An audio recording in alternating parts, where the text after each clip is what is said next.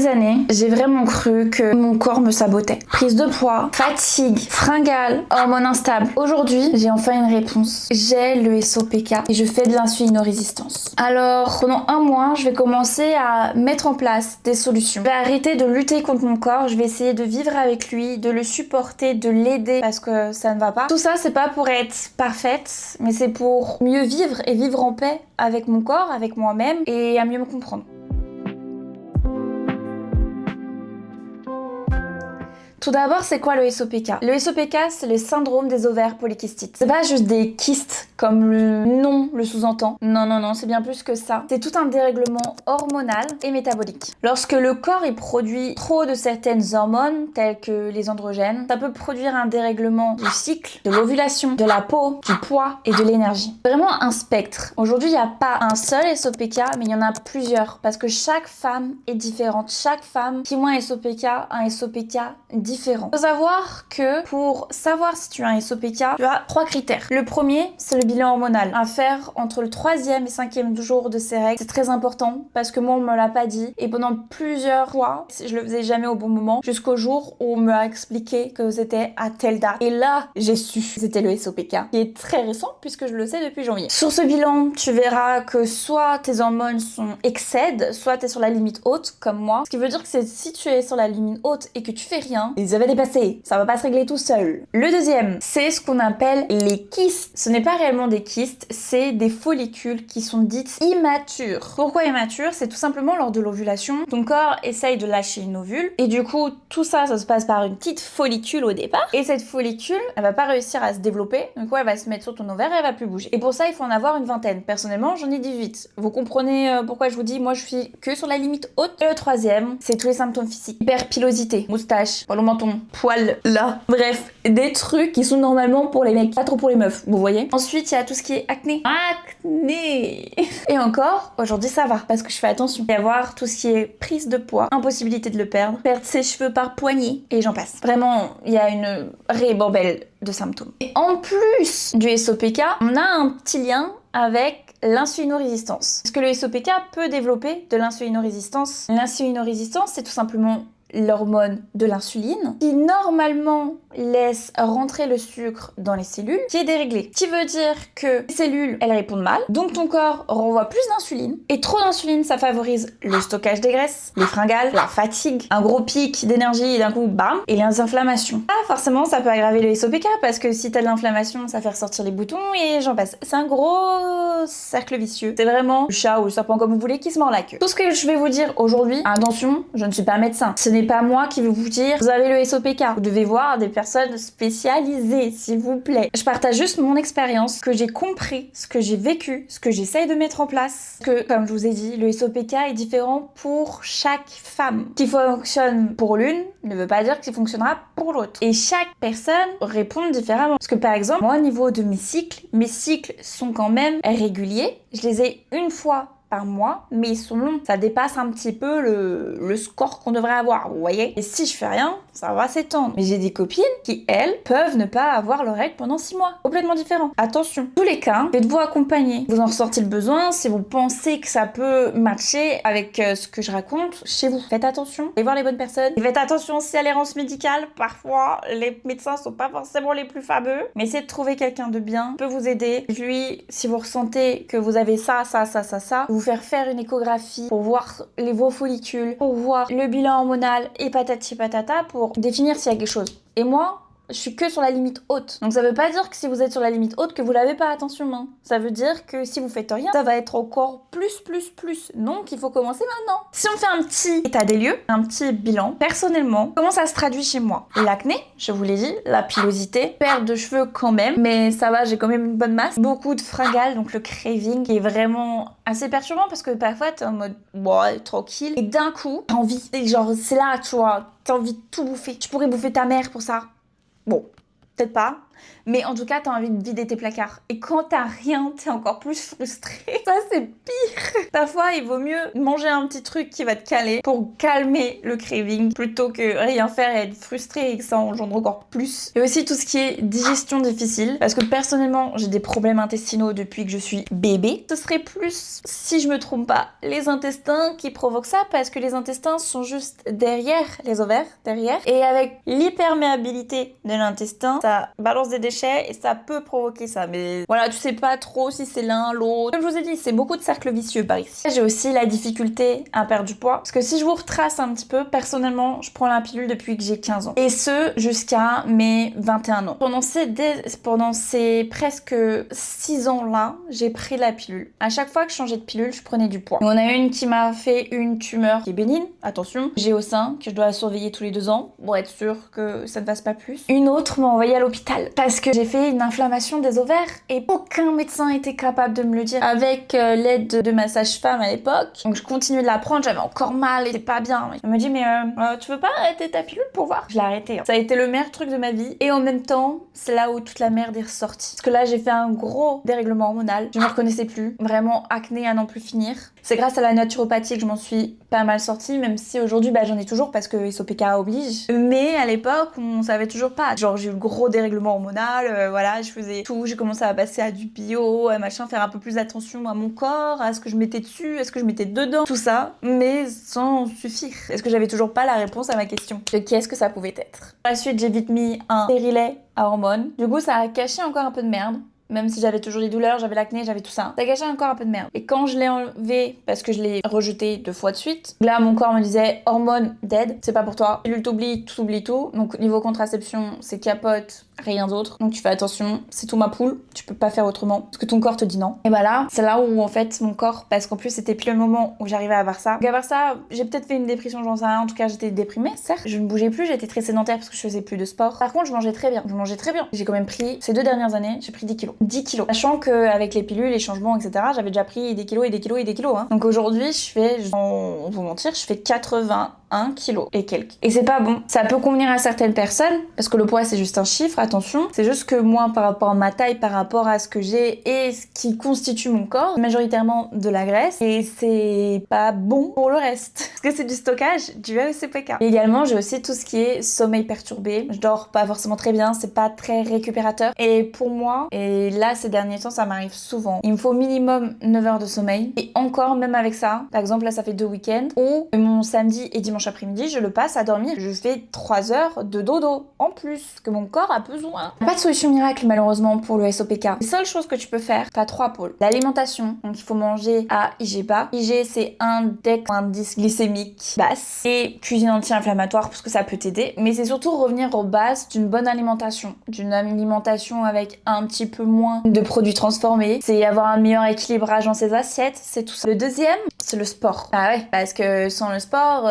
c'est compliqué. Et enfin, tu as tout ce qui est complément alimentaire. Parce que grâce aux compléments alimentaires, tu vas pouvoir régler tes vitamines, tes minéraux, ton insulinorésistance, plein de choses. Donc aujourd'hui, on va commencer à mettre en place ces actions. Et c'est parti. L'une des premières habitudes, c'est ça, le sport. Le sport, c'est très important pour tout ce qui est SOPK parce que ça va te permettre de réguler tes hormones et réguler ton insulinorésistance, ce qui est vraiment très important. Aujourd'hui, pour moi, ça se traduit en 2 choses. Le sport à la salle, j'essaie d'y aller 3 fois par semaine et ce depuis environ 1 mois. Le sport, ça veut pas forcément dire salle, ça veut dire pilates, ça veut dire tout ce que vous voulez en fait. Moi, un truc que je trouvais très important également, c'est les moments où je suis sédentaire, comme aujourd'hui. Je suis en télétravail, d'accord, mais ça veut dire quoi? Que je vais faire 200 pas dans la journée. Depuis que j'ai ma montre et même avant, j'avais déjà vu ce constat-là, surtout quand j'étais à Barcelone, parce que vous le savez, pendant 2 ans à Barcelone, j'étais plus que sédentaire. J'étais tout le temps en télétravail, j'étais tout le temps chez moi, donc forcément, c'était pas bon pour mon corps. Et je voulais changer ça. Déjà, même avant de savoir que officiellement j'ai le SOPK, je voulais changer cette habitude-là qui était pour moi hyper compliquée d'être sédentaire, de pas bouger. Et c'est pour ça que début septembre, quand je suis arrivée ici, j'ai investi dans un bureau assis debout. Tout simplement parce que celui-ci va se lever,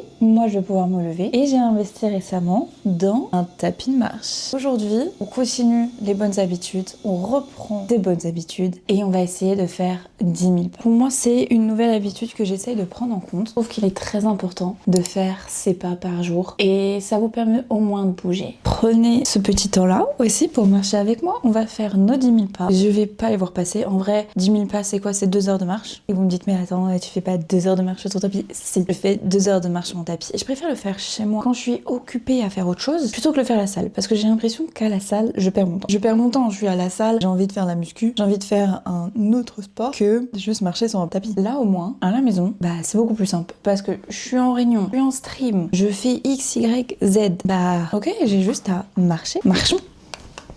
Et voilà, c'est si simple que ça, de pouvoir se dépenser, de pouvoir se faire du bien. Vraiment, c'est un micro tapis et je vais faire mes 10 000 pas. En vrai, il n'y a pas besoin de plus normalement que au moins activer son corps et de faire ses pas. Donc là, nous sommes le 11 février et c'est parti pour un mois. On va essayer juste de bouger mon corps.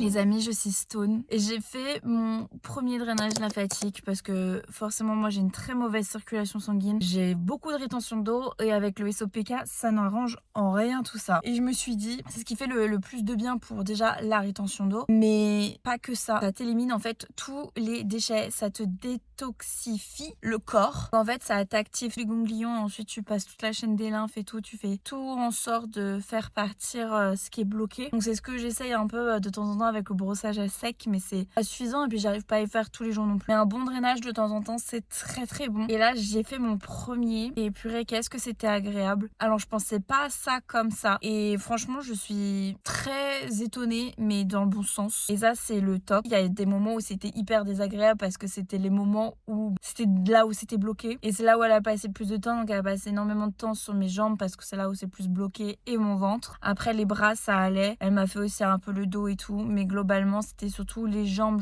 en fait du haut des jambes jusqu'aux pieds, c'était tout là qui était bloqué. Ça m'a fait énormément de bien à tel point, c'est bien la première fois où quand je me fais masser ou quoi que ce soit, je suis à deux doigts de m'endormir, vraiment. Ça m'a fait un bien de taré. Là elle m'a dit il faut bien boire, vraiment que t'essayes de boire tes 2 litres d'eau par jour, 1,5 litre d'eau par jour. Je fais moi j'essaye au maximum de le faire mais ça n'empêche rien, je fais beaucoup de rétention d'eau quand même à cause de tout le reste. Pareil pas de sel, mais moi c'est vrai que je mange très peu salé, c'est très rare que je rajoute du sel. Après c'est essayer de marcher un petit peu tous les jours, donc c'était hyper agréable et je pense recommencer, je ne sais pas quand, mais en tout cas ça m'a fait un bien de taré. Ouais, là t'en avais besoin quoi. Pour le SOPK, comme je vous ai dit, il y a 3 facteurs pour améliorer un petit peu tous les symptômes et tous les effets qu'on a sur le corps. Il y a le sport, l'alimentation, il y a également le sommeil, le stress et tout, donc ça fait un troisième, un petit quatrième. Tout aussi ce qui est complément alimentaire. Donc là actuellement je suis en train d'en prendre un, c'est à boire, c'est une petite solution mélange en chimie spécifique. En fait il faut savoir que tout ce qui est complément alimentaire, il faut faire une synergie. Une synergie c'est tout simplement tout ce qui peut te convenir à toi. C'est vraiment spécifique à ton environnement, façon de vivre, donc si tu fais du sport, si t'en fais pas, si tu manges plus ou moins bien, etc. etc. Et aussi à tous tes problèmes, parce que moi par exemple ça va se traduire sur aussi tous mes intestins, sur ma peau, sur la pilosité et j'en passe. Donc en fait il va falloir soigner certaines choses. Et j'ai reçu un peu tous mes compléments alimentaires, parce qu'effectivement moi je travaille avec une naturopathe qui est ma naturopathe depuis maintenant 4 ans et que j'adore et vraiment elle est très complète, elle va vraiment chercher tout ce qui est scientifique, elle va essayer de t'apprendre ses connaissances pour que derrière tu puisses être un jour autonome. Donc ça je trouve que c'est hyper intéressant et la démarche est vraiment très très bien. Là actuellement je suis en train de prendre HepatoBoost et HepatoBoost c'est tout simplement une petite solution liquide, c'est un mélange de kombucha et de autres actifs qui va te permettre à ton métabolisme de recharger au fur et à mesure de ta journée et également ça va aussi un peu remettre en bien tout ton métabolisme intestinal, tout ce qui est inflammation. En plus de ça, je prends également des gélules Gluco 3, donc vraiment pour tout ce qui est glucose, triglycérides, etc. Après, j'ai toute une formule spéciale SOPK. Et d'ailleurs, cette marque Terra Science, c'est une très très bonne marque pour tout ce qui est complément alimentaire. Dans ce petit complément alimentaire, c'est également une petite gélule comme ça, mais là vous en prenez 4 le matin, 4 le soir. Et ça par contre, c'est vraiment le go-to pour le SOPK. Tous les compléments alimentaires qu'il vous faut pour améliorer le SOPK, c'est là-dedans. Il y a du myo inositol, du déchiroinositol, du l'extrait de aronia, du chrome, de la B9, de la B12. Voilà, donc en fait c'est tout un petit mélange qu'il faut prendre justement pour l'insuline et les vitamines. Pour Hepato Boost Gold, il ressemble à ça, comme je vous ai dit, c'est un liquide que vous mettez dans votre eau une fois le matin, une fois le soir, ou alors vous pouvez prendre un bouchon complet, vous le mettez dans un litre d'eau et vous buvez au fur et à mesure de la journée, c'est pareil. J'ai aussi lu pour vous et moi 2 livres. Régime SOPK, c'est l'un des seuls livres que vous avez sur le SOPK en français. Je l'ai lu pour vous, moi. Ne le lisez pas. Ne le lisez pas, parce que le premier truc là, vous voyez, régime déjà me tend. Bah c'est ça, je n'ai pas apprécié le livre. C'est mon point de vue personnel, il y en a qui l'ont aimé, mais moi franchement je ne l'aime pas. Alors t'as toute une partie où t'apprends plus sur SOPK, ça c'est bien. Ensuite t'as toute une partie où elle te parle des compléments alimentaires, ça c'est bien aussi, mais par contre elle te dit vous devriez prendre ci ou ça machin, mais vous voyez là comme je vous ai montré les synergies, il n'y a pas là-dedans, pas, donc elle vous donne plein de différents éléments, il y en a une vingtaine, et après tu dois te démerder avec ça. Non, en fait c'est un peu compliqué. Après elle vous dit aussi par contre des choses qui sont bien, il y a des choses bien et mauvaises, je vous ai dit là-dedans. Elle vous dit par quoi remplacer certains aliments. Après il y a des choses qu'elle te dit qui sont un peu basiques sur l'alimentation, mais après il y a des choses qui moi m'ont fait hérisser les poils. Déjà cette personne n'a pas le SOPK. C'est vraiment juste une diététicienne nutritionniste mais qui n'a pas le SOPK. Donc elle a juste cherché 36 000 études et elle te fait un petit résumé de toutes les études qu'elle a pu trouver et de ce qui serait bien. Mais ce qui est bien dedans ne veut pas dire qu'il est bien pour tout le monde. On vous le rappelle, le SOPK, on est chacune différente là-dessus parce qu'on a chacune un corps différent et un métabolisme différent. Là, elle a tout aligné comme si tout le monde était pareil. Alors pour le sport, il faut que tu fasses 5 fois par semaine du HIIT ou du cardio. Alors non. Déjà le sport, il faut en faire. Ça c'est sûr, il faut en faire. Quand tu as le SOPK, il faut au minimum 30 minutes de marche par jour ou alors et quelques séances de sport, bien évidemment. Ok, ça c'est ce qu'on sait tous. Le cardio est pas forcément bon tout le monde. Donc pour moi, je pense que c'est tu testes, tu vois. Mais tu fais pas que des hits, c'est pas bon. C'est pas bon non plus de faire que du cardio. Après, en plus de faire du pilates, un petit mélange. Tu te fais ta petite synergie, pareil, mais sportive, pour que ça matche à toi, à ce que t'aimes. Parce que si c'est pour te dégoûter du sport, non merci. Je vais faire en sorte que tout ça fonctionne pour toi. Après, il y a des choses qui sont hyper drastiques dans le bouquin parce que, alors oui, quand tu as un SOPK ou tu as de l'inflammation, ou même pour tout le monde, il faut diminuer les sucres. Il faut, voire même les arrêter si c'est possible. Mais elle est hyper drastique dans son discours en mode tu arrêtes tout. Faut que tu te désintoxes, faut plus jamais que t'en manges. Et enfin, je veux pas dire, mais c'est intenable sur du long terme. Sur du long terme, c'est intenable. Donc moi, de mon point de vue, et ce qui est aussi en ressort sur mon deuxième bouquin, il faut que tu arrives à te désintoxifier un maximum du sucre. Ou en tout cas, que tu le transformes avec du bon sucre. Par exemple, du sucre de coco, du miel, etc. Elle te dit, faut absolument pas ça.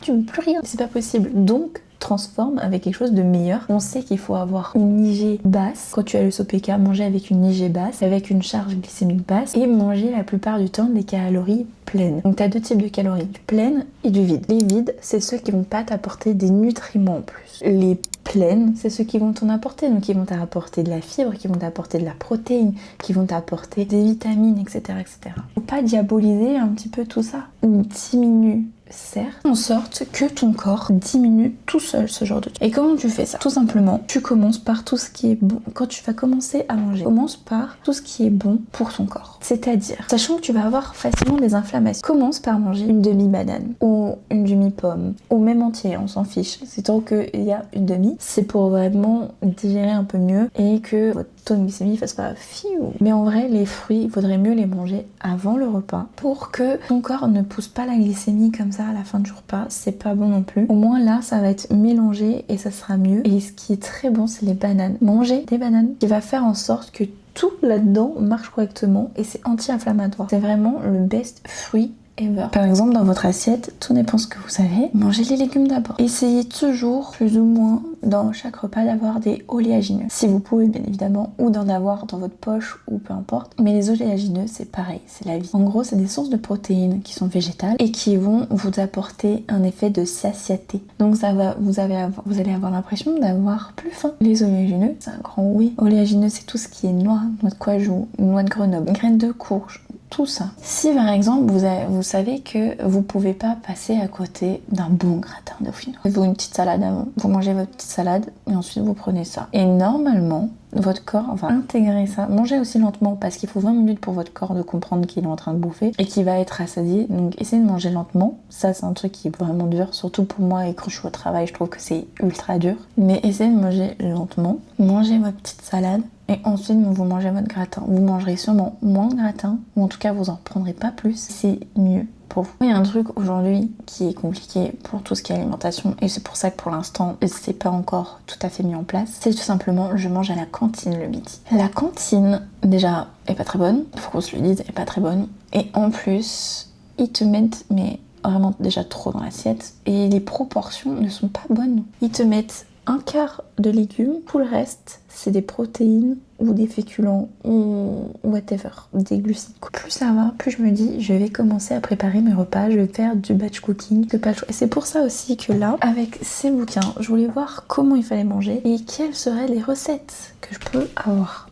Donc là-dedans, il y a des recettes. Après, bien évidemment, tous ces petits trucs-là, où malheureusement, il faut prendre une habitude. Pour prendre une habitude, il faut 4 semaines à ton cerveau. C'est valable pour le sport, c'est valable pour n'importe quelle habitude que tu veux créer. Il te faut minimum 4 semaines. Ce qu'il faut commencer, c'est petit à petit. Voilà un peu mon résumé de ce bouquin-là. C'est qu'il y a des choses positives, des choses négatives. On ne sait pas trop. Par contre, un bouquin qui est très bien, qui est aligné avec un peu ce que je vous ai dit et ce que ma naturopathe a dit, etc. C'est ce bouquin-là. C'est un livre de recettes. Mais elle vous explique pourquoi manger en anti-inflammatoire. Elle va vous expliquer tous les principes et ce qui est bon, pas bon, par quoi, quels aliments le plus manger qui sont anti-inflammatoires et qui sont très bons. Qu'est-ce qu'il faudrait changer aussi? Par exemple, quelle farine utiliser plutôt que quoi? Qu'est-ce qu'il faut limiter ou éviter au maximum? Ça veut pas dire les supprimer drastiquement, mais les limiter. Okay. Et je trouve que vraiment, il est très bien. Comment trouver l'équilibre avec des recettes gourmandes? Parce que là-dedans, il y a des recettes, mais elles sont pas forcément gourmandes. Pour cette alimentation, je vous ai déjà parlé de mon bouquin anti-inflammatoire ici, que j'ai lu, le régime SOPK. Bref. Mais lire, c'est bien. Passer à l'action, c'est encore mieux. Aujourd'hui, on va aller dans les magasins parce que j'ai préparé une petite liste de courses, un petit planning que vous avez déjà vu dans ma vidéo changement d'alimentation. Vous l'avez vu, mais je vous remets ce que j'ai fait. Donc pour cette petite alimentation, il faut manger à IG bas et anti-inflammatoire. Aujourd'hui, on va aller au magasin Satoris et magasin bio c'est de chez moi. On va aller aussi à Grand Frais si j'ai pas tout trouvé et on va faire du meal prep. Donc je vous mets les petites vidéos par-ci par-là et on débrief.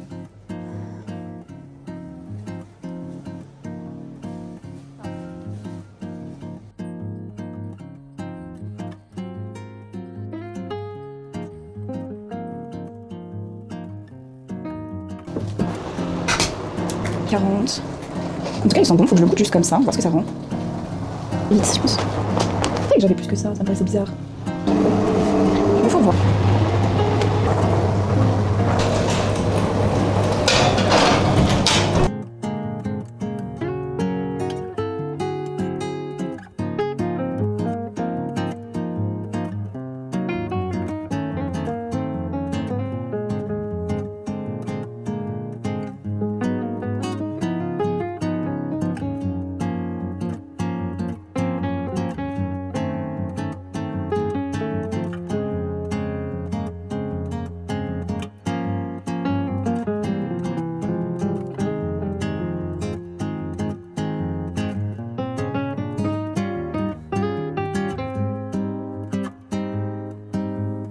Vous avez vu, j'ai fait mon petit meal prep. J'ai pas pu tout faire parce que certes, il faut aussi d'être en conservation, il faut avoir de la place dans le congélo, il faut avoir les ustensiles adéquats. Parfois c'est pas le cas, comme moi aujourd'hui. Mais au moins, j'ai commencé à prendre mon alimentation. Et ça, c'est l'essentiel. Parce que franchement, si je fais pas ça aujourd'hui, je le ferai jamais. Et je pense que là, step by step, ça sera pas mal. Savoir ce que j'ai envie, savoir ce que j'aime, savoir ce que j'aime pas. Et pouvoir suivre cette nouvelle alimentation correctement pour qu'à la fin, ça devienne du long terme. Que j'améliore ma petite relation avec mon corps. Que j'améliore aussi tous ces symptômes que j'ai et qui sont très relous. Donc vous avez vu, j'ai commencé à mettre en place plusieurs actions. On a essayé et on essaye toujours de stabiliser la glycémie en mangeant meilleur le matin ou en mangeant salé. pour stabiliser ça, plus les compléments alimentaires. Je fais une musculation douce mais régulière, avec en plus le tapis de marche pour essayer de faire quelques pas par jour. Parfois j'arrive à faire mes 10 000 pas, parfois j'y arrive pas, parfois je fais que tant de minutes. Voilà, j'essaye juste de m'activer, tout simplement quand je suis en télétravail. Et sinon je sais que je vais 3 fois par semaine à la salle. Et mine de rien c'est déjà pas mal, c'est déjà cool. J'essaye de m'activer aussi le week-end. Donc tout ça c'est déjà pas mal. Mais en plus de ça, et là normalement et c'est officiel,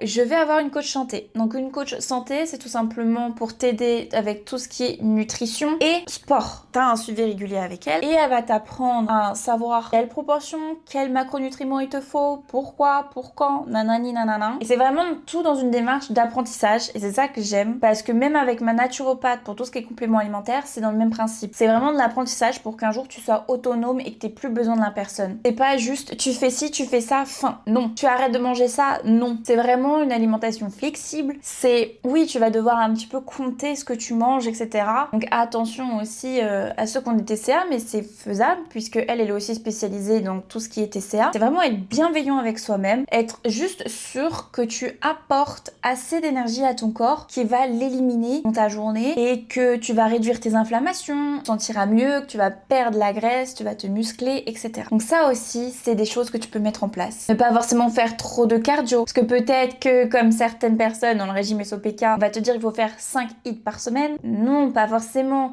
Ça dépendra de la personne que tu es, parce que je vous l'ai dit et je vous le répète, le SOPK est propre à chacune. Donc, peut-être que ce qui est bien pour une personne ne l'est pas pour toi. Là, on va faire vraiment quelque chose de personnalisé pour moi, pour mon corps, savoir comment je vais devoir manger, comment je vais devoir faire mon sport. Elle va m'aider, elle va me régler aussi à comment je fais mes machines, comment je fais tel ou tel exercice. C'est ça aussi que je veux savoir. Et franchement, c'est une très bonne étape. La troisième étape, forcément, c'est le complément alimentaire. Donc aujourd'hui, je suis toujours en train de faire ma synergie. Elle est pas finie, elle est loin d'être finie. Et alors, je saurais pas dire si c'est ça ou le drainage lymphatique, mais en tout cas, niveau digestion, ça va beaucoup mieux. Plus le fait d'avoir l'alimentation un peu différente, ça va beaucoup mieux. Je suis un petit peu débloquée aussi là-dessus. Mais forcément, je peux pas voir les effets en un mois. Pour tout ce qui est complément alimentaire, il faut au minimum 3 mois pour sentir des effets réels. Tu le verras au fur et à mesure parce que comme quand j'avais mon gros dérèglement hormonal au niveau de mon acné, bon là c'est un petit peu reparti mais ça va comparé à ce que j'avais il y a quelques années. Ça a commencé à se voir au bout de 1 mois et demi, 2 mois. Et à la fin j'avais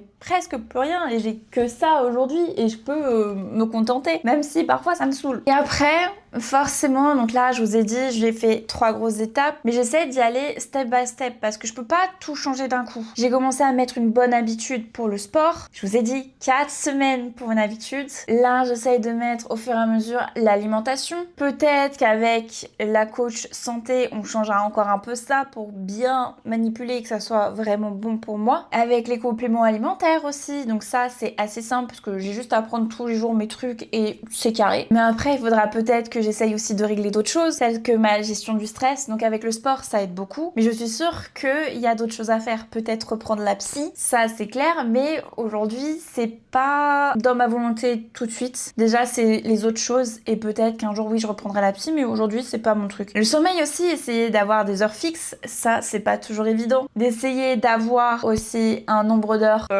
fixe, parce que je peux toujours me coucher à la même heure, ça c'est pas très compliqué. Mais le lever, toujours. Sachant que la semaine je me lève à 6h45, le week-end ça dépend de si je dois faire mon montage, machin et tout, ça dépend. Essayer comme là je le faisais, mais en ce moment j'ai vraiment du mal parce que je suis fatiguée et quand je suis hyper fatiguée, je sais pas pourquoi, j'ai très envie d'avoir le téléphone dans les mains. Couper le téléphone, lire pendant 1 heure et comme ça je vois plus d'écran pendant 1 heure, c'est aussi une possibilité. Pour tout ce qui est digestion et inflammation, j'essaye forcément de boire mes 1,5 litre, 2 litres par jour. C'est pas forcément toujours évident. Et tout ce qui est drainage et tout ce que je suis en train de faire avec forcément l'alimentation, etc. Il y a pas mal de petites choses qui se regroupent et ça c'est cool. Aujourd'hui, où est-ce que j'en suis? Là, ça fait à peu près 1 mois que j'essaye de mettre en place certaines choses et l'alimentation, ça fait 2 semaines. Au niveau du sport, je me sens quand même mieux. J'arrive à faire une séance de 1h30 avec à peu près tout ce qu'il y a dans ma séance de base que j'ai à faire. Ça va sûrement changer avec la coach, on est d'accord, mais j'arrive déjà à faire ça. Est-ce que je le vois sur mon corps? Pas trop. Je sais que ça commence parce que oui, si je me tâte, etc., mais je sens que c'est encore bien caché. J'ai encore du mal à voir mon corps bien, me dire que je suis jolie. Ça aussi, c'est encore une autre partie, et de me dire que je peux mettre des jupes. Est-ce que j'ai perdu du poids? Est-ce que je me suis musclée? Je sais pas trop. Parce que si je regarde sur ma petite balance high-tech, ça prend, ça descend, ça prend, ça descend. Parce qu'en fait, quand t'es une femme, si tu regardes juste le poids et le poids de tes muscles et machin, tu seras jamais sereine. Parce que ton corps, au fur et à mesure du mois, et au fur et à mesure même des journées, si tu fais le matin, si tu fais le soir, déjà j'essaye de faire le matin à jeun, mais tout dépend la semaine, si tu fais avant tes règles, après tes règles, machin, ton corps il fait ça. Donc tu verras jamais. Donc c'est assez compliqué de savoir. Au niveau de mon sommeil, comme je vous ai dit, en ce moment je suis hyper fatiguée. Donc je sais pas si c'est ce que je suis en train de mettre en place. Si je suis en manque de quelque chose, il faudrait que j'aille refaire une prise de sang pour voir si je suis en manque de X ou Y. Comme ça, avec ma naturopathe, avec les compléments alimentaires, on peut réajuster la synergie et faire en sorte que ça aille mieux aussi. Après, au niveau de mes humeurs, par contre, je me sens beaucoup mieux, je me sens moins énervée. Parfois, je suis toujours un peu énervée, surtout aux alentours des règles, mais je trouve que ça va. J'étais moins colérique. Est-ce que j'ai été rageuse? Toujours un peu, mais moins qu'avant. Donc franchement, ça va, ça va. Au niveau de ma relation avec la nourriture, j'ai toujours de temps en temps des fringales, mais j'essaie de le caler autrement. Je dirais que le plus grand changement, il n'est pas physique, forcément. Il est aussi mental, il est physiologique, il y a pas mal de choses à mettre en place, et c'est pas forcément le plus évident. Et c'est pour ça que je vous dis, si vous pensez que vous avez ça, faites-vous aider. Moi, vous avez vu, je me suis fait aider de la gynécologue pour savoir ce que j'avais. Je vais avoir un rendez-vous avec une endocrino en juin parce qu'il n'y avait pas avant. Mais en attendant, j'essaye de mettre en place des solutions avec ma naturopathe pour tout ce qui est compléments alimentaires. Avoir une coach santé et de faire du sport aussi. Donc, il y a pas mal de petites choses que vous pouvez faire. Genre, vous n'êtes pas obligé d'attendre et d'être passive parce que ça va être pire. Comme je vous ai dit, je veux apprendre vraiment comment adapter mon corps et comment le comprendre. C'est pas vraiment le réparer, en gros guillemets. C'est vraiment plus apprendre à le connaître et apprendre à l'améliorer. Si vous êtes concerné par le SOPK ou vous pensez que vous l'avez, n'hésitez pas à me le dire en commentaire, racontez-moi votre expérience, comment vous vous êtes pris en charge, entre gros guillemets, comment vous avez amélioré ce que vous avez, parce qu'on est beaucoup plus nombreuses qu'on ne le pense. Dans tous les cas, si cette vidéo vous a plu, n'hésitez pas à liker cette vidéo, à vous abonner, à faire sonner la petite cloche, et moi je vous dis à dimanche, 18h, pour une nouvelle vidéo.